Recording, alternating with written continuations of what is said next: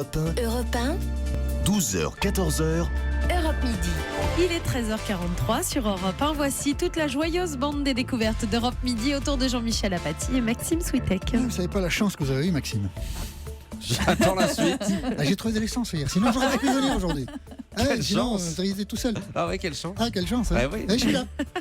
Et les 4 fantastiques aussi sont Ils là. ont trouvé de l'essence. Mais oui, la bande des Merci. découvertes de ce mardi. Maxime. Sophie Jovillard, Diane Chelouda, Eva Rock et de retour de Cannes, Mathieu Charrier. Bonjour à vous 4. Bonjour. Quels sont vos coups de cœur du jour? Allez, Mathieu Charrier. Calypso Rose. Qu'est-ce que c'est? Bah, on va faire un jeu de devinettes, alors je vous dis pas trop. Très bien, Sophie Jovillard. Elle est classée au patrimoine culturel immatériel de l'humanité par l'UNESCO. Oula. La tapisserie d'Aubusson va avoir un nouvel écrin. Visite en avant-première de la cité qui va lui être consacrée. On tapise dans un instant, Diane Chelouda. Écoutez, moi j'ai un vrai coup de cœur pour ce livre gourmand avec des recettes qui donnent l'eau à la bouche. Ça s'appelle Conversation gourmande avec Madame de Pompadour. Ah. Voilà, c'est Oui. signé Michel Villemur et c'est au Cherche Midi. Et le coup de cœur télé d'Eva Rock. La chronique de tous les dangers, si Mathieu Noël m'écoute. Escort Boy sur France 5 à 20h45. Ah, vous cherchez. Et voilà. C'est vrai que... Les Escort Boys, ce sera dans un instant. Europe Midi. Jean-Michel Apathy, Maxime Switek. Mais pour démarrer, donc, Mathieu Charrier, Calypso Rose. Alors, si je vous passe cet extrait.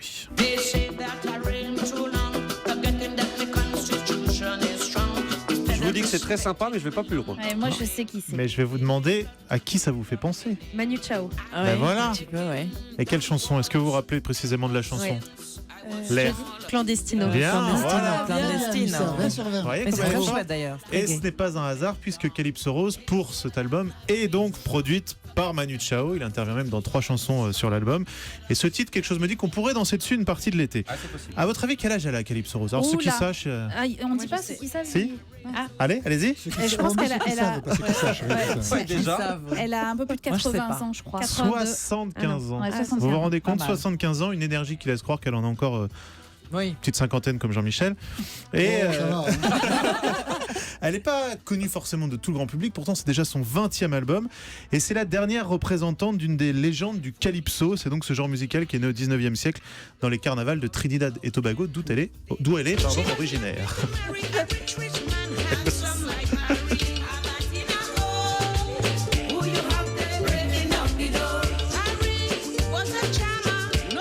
Alors vous l'entendez évidemment, c'est un disque plein de joie de vivre. Calypso Rose, elle est joviale, Plein de soleil, elle est évidemment plein de soleil, des îles. Son histoire elle remonte aux années 60 lorsqu'elle commence à faire de la musique. En 72, elle est sacrée reine du calypso. C'est un titre très officiel remis pendant le carnaval de Trinidad. Elle s'est faite toute seule, elle est même quelques années plus tard sacrée monarque, où là c'est le titre qui réunit à la fois les hommes et les femmes. Donc là elle fait consensus, il n'y a plus de problème. Elle est née dans une famille pauvre de 13 enfants. Son père c'est un pasteur qui au départ refuse complètement qu'elle fasse de la musique. Évidemment c'est un beau pied de nez. En plus quand elle est adolescente elle est abusée sexuellement. Elle se vraiment construite toute seule et dans tous ses albums à chaque fois elle chante l'humain. Human race, face to face, all together in one space. Human race, Avec Manu. place to place. Avec Manu Chao sur cette Ah, chanson. vous l'appelez Manu. Voilà, Ouais. bah, c'est un ami d'Anissa, un ami proche. Non, je suis fan. Donc voilà, Manu Chao, il intervient sur 3 chansons de cet album. C'est déjà le 20e, je vous le disais, elle a écrit 800 chansons pendant toute sa carrière. Elle a survécu à un cancer, à 2 infarctus. Voilà, elle a vraiment une vitalité qui transpire à travers tous ses disques. L'album sort dans quelques jours, ça s'appelle Far From Home, Calypso Rose. Elle est aussi souvent sur scène en France, elle vient faire des petits concerts. Elle est venue il y a quelques semaines, je crois qu'elle va revenir. Si vous avez l'occasion, n'hésitez pas. Un dernier extrait. Don't you venture in, you gonna be trouble if you venture in. I tell you, don't you venture in, you gonna be trouble if you venture in. Calypso Rose. C'est vrai que ça donne la pêche. Ça donne la pêche. Ah, ça donne la Elle est pêche. lumineuse. Si vous pouvez la voir sur scène, Ouais. elle a un sourire. Ça vous donne la pêche pour les 10 ans qui viennent. Ça fait plaisir à entendre et à voir. C'était donc le coup de cœur de Mathieu Charrier. Merci Mathieu. Sophie Jovillard, vous nous emmenez aujourd'hui donc du côté d'Aubusson dans la Creuse. Et qui dit Aubusson dit tapisserie. Bien évidemment, et pas n'importe quelle tapisserie. La tapisserie d'Aubusson est connue et reconnue dans le monde entier. Alors je vous le disais en préambule, en 2009, elle a été classée au patrimoine culturel immatériel de l'humanité par l'UNESCO, et ça c'est une consécration. Cela concerne la protection des savoir-faire et des cultures traditionnelles. Ce classement va de la tradition du café arabe, symbole de générosité, au théâtre de marionnettes, l'opéra dei pupi en Sicile, jusqu'au tango argentin. L'opéra dei pupi. Exactement, les petites marionnettes. Et en France, donc, on a le compagnonnage et la tapisserie d'Aubusson. Et non, la tapisserie d'Aubusson, c'est pas vieillot et ringard et ça sent pas Mais la qui a dit naphtaline. ça Bien au contraire. Non, mais je vous voyais venir. On hein. comprend pas. C'est quand même La tapisserie 5. revient à la mode. Ouais, Exactement. les petits jeunes là. hein, Et la ça va, tapisserie hein. d'Aubusson, c'est pas n'importe quoi, c'est quand même 5 siècles et demi d'histoire. Aubusson était une manufacture royale. Les motifs emblématiques des tapisseries étaient souvent des verdures, mais pas seulement. Il s'agissait de créations très colorées, assez vivantes, des scènes de vie paysanne, des jeux d'enfants, des scènes religieuses, des scènes de chasse au lion ou à la licorne. Et en parlant de licorne, justement, on doit à Georges Sand d'avoir redécouvert une tapisserie nommée La Dame à la licorne dans le château de Boussac, non loin de là, et d'en avoir parlé à ses amis, entre autres Prosper Mérimée, qui était alors inspecteur des monuments historiques. Et elle a donc participé à relancer la notoriété de ces tapisseries, un peu oubliées à une certaine époque. Et attendez, cette tapisserie à la licorne, elle sera dans la nouvelle cité de la tapisserie d'Aubusson? Alors non, Ah cette ouais, attendez, tapisserie, ah ouais. elle est à l'hôtel de Cluny à Paris, mais elle devrait y Il est tout rester. content de hein. son petit effet. Elle devrait y rester à l'hôtel de Cluny. Par contre, vous aurez des tas d'œuvres à admirer à Aubusson avec des tapisseries exposées allant du 15e siècle à aujourd'hui. La plus ancienne tapisserie connue d'Aubusson remonte en effet au 15e siècle. Elle s'appelle Mille fleurs à la licorne. Encore une licorne, décidément. Dans ce bâtiment en forme de croix, en référence à un ancien couvent qui se trouvait là. C'est le nouveau temple de la tapisserie qui va vraiment s'ouvrir. Alors soyez patients, hein, l'ouverture est prévue pour cet été, début juillet. Mais à terme, ce sont près de 1600 mètres carrés d'exposition qui vous attendent. Le bâtiment, moi que j'ai eu le plaisir d'admirer de l'extérieur, est très beau, il passe pas inaperçu. Il s'agit de l'ancienne école nationale des arts décoratifs qui a été complètement réhabilitée. Et puis sur la façade, on retrouve une évocation des métiers à tisser avec des baguettes en bois. Et puis il y a une grande tenture très colorée. Cette cité laisse vraiment présager de très très belles expositions. Et ce sera juste un musée? Alors ça sera vraiment un lieu vivant en fait, hein, pour dépoussiérer un peu cette image qu'on pourrait avoir de la tapisserie traditionnelle.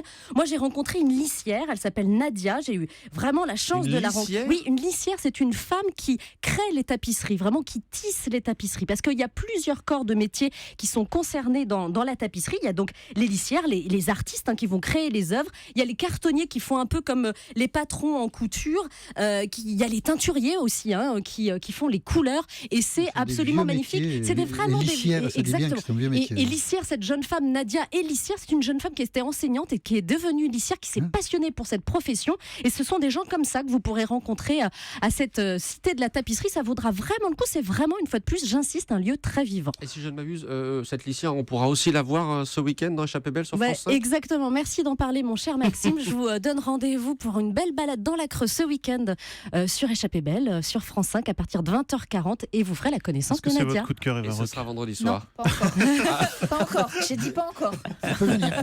Parce que tu l'as pas vu.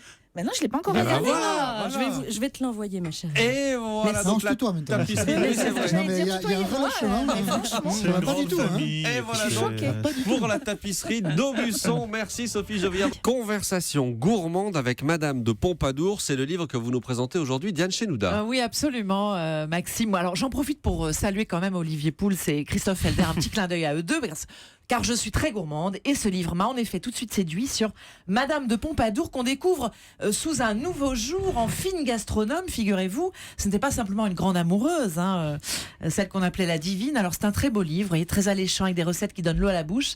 C'est passionnant car ce livre fourmille d'anecdotes sur la favorite du roi Louis XV, dont on apprend qu'elle avait un très bon coup de fourchette, comme le roi d'ailleurs, à l'inverse de Marie-Antoinette qui, elle, avait l'appétit d'un oiseau. Elle mangeait avec des gants, au sens propre comme au figuré. Mais la Pompadour, elle, dont le nom rime avec amour, comme le souligne Voltaire dans le livre, eh bien, elle raffolait des bonnes choses. C'est elle qui a imposé le champagne et les truffes à la cour. Quelle bonne idée. N'est-ce pas Elle adorait les huîtres et le chocolat. aussi, Bonne idée. pour leur vertu aphrodisiaque. Maxime, Ensemble ou car elle a- séparément parce que- Non, séparément, car elle a voulu un moment reconquérir, figurez-vous, comme c'est un peu aphrodisiaque, Louis XV qui courait un peu trop les jupons à un moment donné. Donc du champagne, elle dit, le seul vin qui laisse la femme belle après boire. Bon, et alors ces recettes?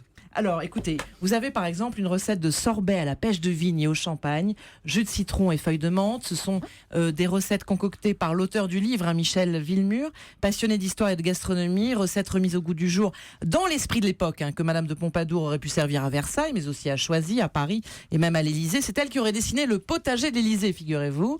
Vous avez ainsi des huîtres au champagne, gingembre et mangue. Ouais. De quoi quand même émoustiller les papilles, Je préfère le beurre les de Mussel. pupilles et l'essence. Moi, je trouve, non, ça vous dit pas? Si, Ou ça alors, va être très bon. je vous passe moi les beignets de fleurs de courgettes. Ah, ça, oui. Ça, c'est bon.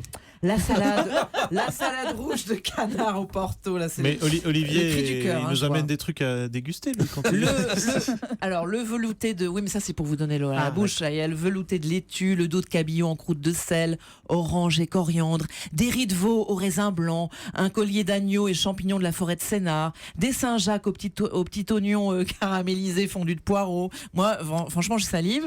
Madame de Pompadour, c'est elle aussi qui a imposé les soupers intimistes en tête-à-tête avec des invités triés sur le volet, avec l'asperge dont nous avait parlé Olivier, je me souviens, c'est l'asperge, vrai. la reine de ces petits soupers.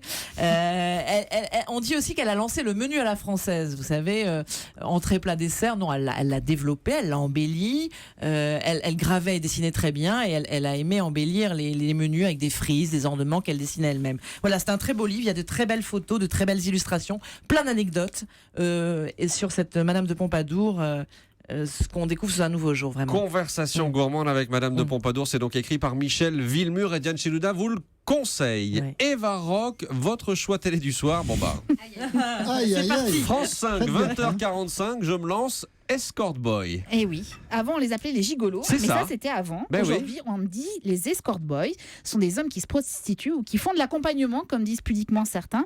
Alors 4 d'entre eux ont accepté de se confier, de raconter en fait comment ils en étaient arrivés à cette situation. 4 témoignages très différents. Il y a ceux qui pratiquent dans les sphères friquées, escorte de luxe pour des tarifs qui peuvent atteindre quand même 3 000 € par nuit. Ah oui. Comme Prince, il a 41 ans, c'est un ancien trader, il a gagné beaucoup d'argent, il en a perdu aussi beaucoup, physique de gendre idéal et il décrit son boulot. Ça va de rendre un mari jaloux, ça va de séduire une maîtresse, ça va de faire un massage, accompagner à l'hôtel, faire du shopping, faire le porte-bagages, faire du sexe. Ah oui. Il y a Quand Anissa même. qui nous regarde avec des grands yeux, ça je vous ne intéresse? pensais pas que la palette était aussi large. Oui, je suis d'accord. Alors, et c'est rendre assez un mari étonnant. jaloux, ça doit être un truc un peu dangereux. Hein, parce que Exactement, ça, oui, selon sur qui vous tombez. Si Ah, c'était oui. Thierry Neur, vous êtes mal. Hein. Ouais, quand même. Hein. Alors, quand la journaliste lui demande comment il fait si sa cliente ne lui plaît pas, parce que techniquement, on imagine bien qu'il y a un On petit imagine, souci. on imagine. La oui. réponse du monsieur. Je me focalise sur un détail qui me plaît.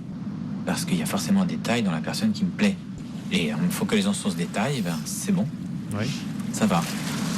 Ouais, ça Et va. là, il est au bord de l'eau, les pieds dans l'eau. hein. Forcément, des détails Alors, qui plaisent. là, ce que vous venez d'entendre, c'est un des témoignages de quelqu'un qui est quand même dans un monde luxueux. Ce qui est intéressant dans le documentaire, c'est qu'elle est allée interviewer aussi des jeunes gens qui font ça et qui font ça pour gagner de l'argent parce qu'ils ne s'en sortent pas. Je pense notamment à un témoignage de David qui est lycéen et prostitué. Lui, c'est 70 € de l'heure pour tenter de payer son loyer. Et il raconte les passes avec un gros Porsche, une Peugeot et une F1 au bord de l'autoroute. Il faut l'entendre dire ça. Il rêverait d'arrêter, mais il peut pas pour des raisons financières. Alors le sujet est étonnant parce que la parole de ces hommes est rare. Il est réussi parce que c'est pas racoleur et on sent aussi la volonté de comprendre toute la pluralité de ces situations. C'est assez étonnant. Je n'avais jamais vu un documentaire comme ça. Alors malheureusement, c'est que des témoignages. On aurait peut-être envie d'une autre mise en perspective, mais pour le coup, c'est réussi. Et c'est donc ce soir sur France 5 à 20h45. Votre bonus, Cache Investigation, France 2, 20h55. Et oui, nouvelle enquête d'Élise Lucet et de son équipe. Alors là, ils s'attaquent aux multinationales qui ne cessent de répéter leurs soucis pour l'écologie et qui en fait produisent un maximum de CO2. Alors il y a Engie par exemple, Engie et son usine de charbon ou Total qui réalise des extractions de pétrole sale au Canada. Vous allez voir, le reportage est assez édifiant. Alors sans parler du scandale des quotas carbone, l'enquête est vraiment étonnante à chaque fois, comme à son habitude, j'ai envie de vous dire. Moins de coups d'éclat comme on a l'habitude de voir avec Élise Lucet, mais tout calme, aussi intéressante. Élise Lucet. Plus calme. Cache Exactement. Investigation ce soir sur France 2. Voilà le choix d'Eva Rock. Anissa, un mot des invités ce soir de Frédéric Tadei sur Europe 1 à partir de 20h. Il y aura entre autres Eva Joly pour son livre Le loup dans la bergerie, paru aux éditions Arène. Et puis ne manquez pas l'hommage de Frédéric Tadei à Alexandre Astruc, le cinéaste et écrivain, avec une rediffusion d'une émission qui date de mai 2015. Voilà, ce sera donc ce soir à 20h sur Europe 1. Merci à toute la bande des découvertes. Merci à vous, Jean-Michel Apathy. Eh bien, merci à vous tous aussi de nous avoir suivis pour cette édition d'Europe Midi. Nous nous retrouvons demain à midi.